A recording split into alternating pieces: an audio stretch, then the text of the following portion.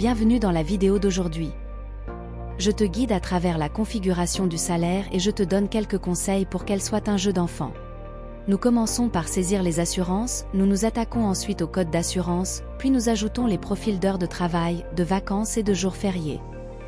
Ensuite, nous aborderons aux données de l'entreprise avant de nous pencher encore sur les données salariales et les textes standards. Dans un premier temps, il te sera demandé d'ajouter tes assurances. Nous nous occupons d'abord de la caisse de compensation AVS ou AC. Choisis ici ton assureur si celui-ci a déjà été enregistré dans le gestionnaire de contact. Sinon, tu cliques sur le signe plus bleu pour en créer un nouveau. Si tu ne connais pas le numéro de l'assureur et le numéro de membre, tu inscris simplement 123 123 dans les deux cas. Pour le numéro d'identification de l'entreprise, tu inscris l'IDE de l'assureur.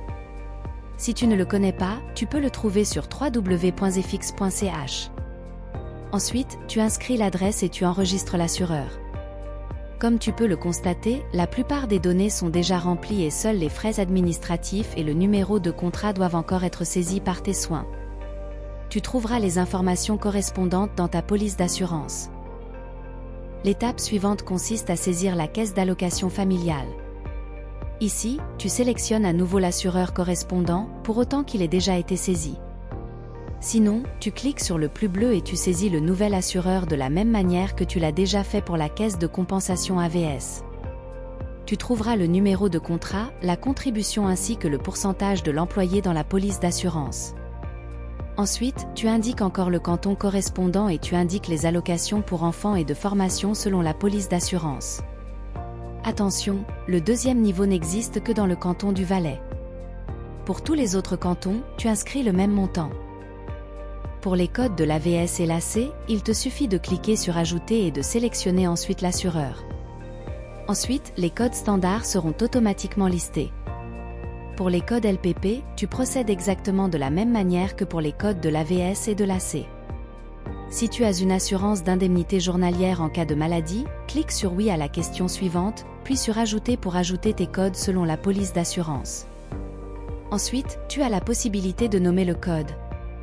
L'abréviation du code doit être composée d'une lettre et d'un chiffre, par exemple A1. Le type indique si ce code doit s'appliquer aux assurés ou aux non-assurés. Maintenant, tu peux choisir l'assureur comme avant. Tu trouveras le numéro de contrat et la part dans la police d'assurance. Attention, par part, on entend le pourcentage du salaire assuré et non pas le rapport de répartition entre l'employeur et l'employé. S'il y a un salaire minimum ou maximum, tu peux encore l'indiquer en option. Une fois arrivé au code LAA, tu peux à nouveau nommer la désignation et l'abréviation du code. Celui-ci se compose également d'une lettre et d'un chiffre. Ensuite, tu définis le type de code. Il s'agit en premier lieu de savoir comment l'accident non professionnel est assuré et qui prend en charge cette part. AAP signifie ici aux assurances contre les accidents professionnels et ANP aux assurances contre les accidents non professionnels. Si tu as encore une assurance complémentaire dans le cadre de la LAA, tu cliques sur Oui, puis sur Ajouter. La logique de la saisie est ici analogue à celle de la LAA normale. L'étape suivante concerne le droit aux vacances et les horaires de travail. En ce qui concerne le droit aux vacances, tu peux faire dépendre le droit effectif de l'âge du collaborateur.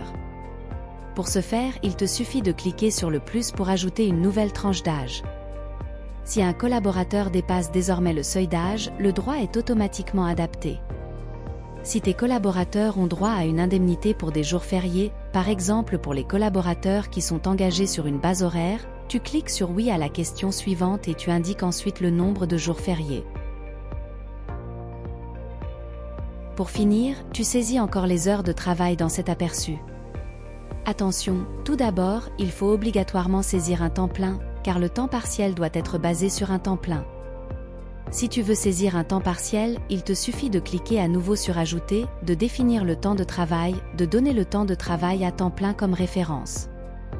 Les heures par semaine sont alors calculées automatiquement. Sous Données sur l'entreprise, tu indiques les données générales de ton entreprise. Donc, entre autres, ton IDE, peut-être une fiduciaire et aussi ta convention salariale. Le droit aux vacances et aux jours fériés peut être laissé vide. En outre, nous te recommandons de ne pas ajuster le compte de paie. Si tu as plusieurs départements qui ont des droits aux vacances différents, tu cliques sur Oui à la question suivante, puis sur Ajouter. Dans la rubrique Sites d'entreprise, tu peux ajouter tous tes sites. Il s'agit en premier lieu du canton, de sorte que la bonne caisse d'allocation familiale et le bon droit aux jours fériés puissent être choisis. Tu peux simplement laisser les données salariales telles qu'elles sont.